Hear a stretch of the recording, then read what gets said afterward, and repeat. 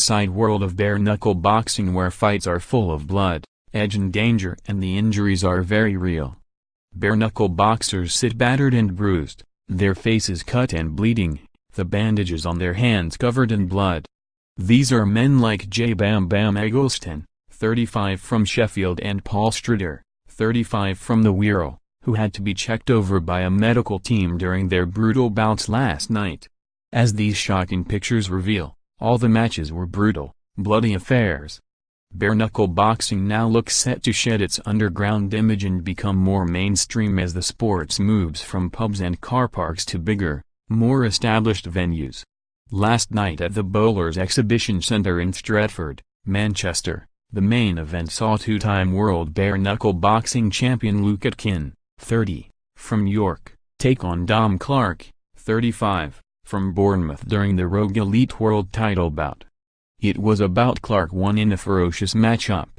Known as Ultimate Bare-Knuckle Boxing, UBKB, and run by promoter Sean Smith, the sport sees men of all ages battle out one of the rawest forms of legalized sport. The first formal bare-knuckle boxing bout in Britain was recorded in 1681 with the sport popularized by the end of the 17th century. The introduction of gloves into boxing with the Queensberry rules in 1867 eventually pushed bare-knuckle underground. Today the sport remains legal, but with no licensing body in place. Bare-knuckle in the UK is unregulated. Consisting of 3 2-minute rounds or 5 2-minute rounds for title fights, though rarely lasting that long, a fight sees boxers punch one another until knockout or until the referee or medic is forced to end it. Promoter Smith is no stranger to the raw violence. He has been involved in gang wars, was a feared doorman and was once dubbed Britain's scariest debt collector. Smith wore a bulletproof vest and armed himself with a revolver after becoming embroiled in an underworld dispute with violent Liverpool criminals. He was jailed for 5 years in 2006.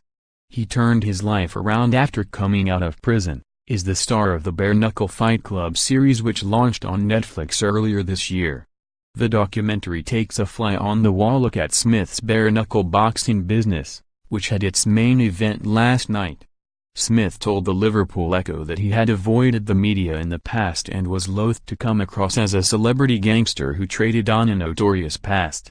He said, "Before I went to prison some well-known media types had been on to me wanting to take part in hardman-type documentaries. But I told them to get lost. I ran doors in Liverpool and it was my job to keep drug dealers out of nightclub and bars. This led to an explosion of violence across the city, which I was part of."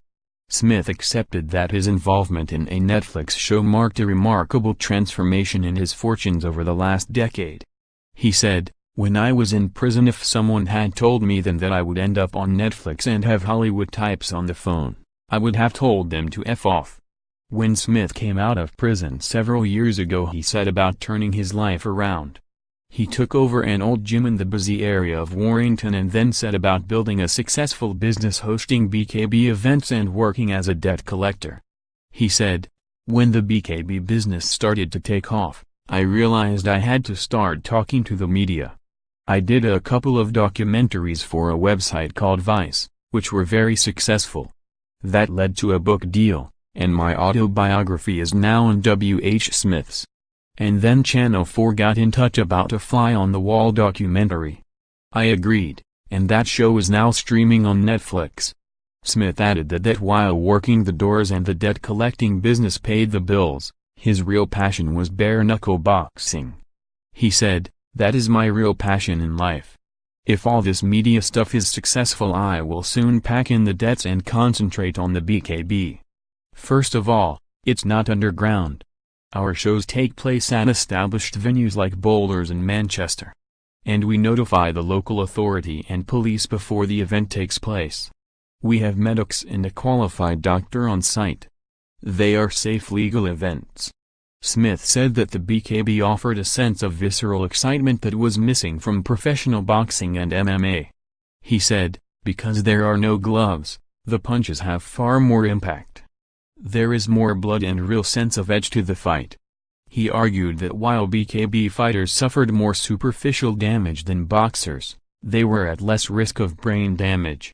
He said, "The great thing about BKB is that the damage is not hidden. If a fighter is badly cut and bleeding, you stop the fight. But in boxing the glove hides the damage. A fighter can look okay, but he might be at risk of brain damage due to the punches he is taking.